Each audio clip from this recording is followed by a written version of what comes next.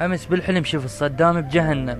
شافني قال لي انت من الجنوب؟ قلت له ايه. قال لي اكو رفاق وفدائيين كانوا يعدمون لحد الان ما اجوا يمي وما كمشتوهم. قلت له لا، عايشين احسن عيشه وبعضهم عندهم مناصب بالدوله. قال لا يا خونه. قال له شخبار الموظفين؟ وبعده وضعهم تعبان ويستلمون 3000 بالشهر.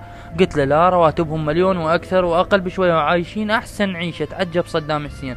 قال شخبار ابو خليل؟ بعده امه تبيع مواعين البيت حتى يلتحقون الوحدته. قلت له لا، جندي يستلم 1,500,000 وعطور ماركة وموبايل ب750,000.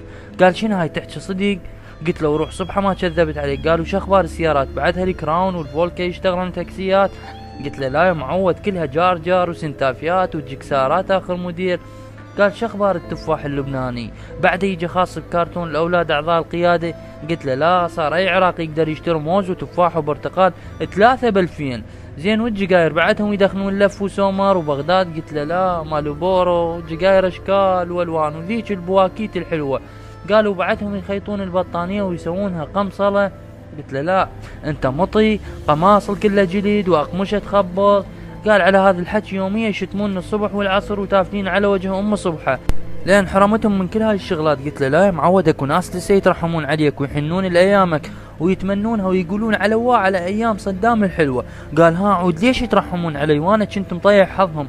قلت له يحنون للصوت والظلم ويحبون يشتغلون رعيان عند التكارته. ضحك وقال ذولا صدق دونيه.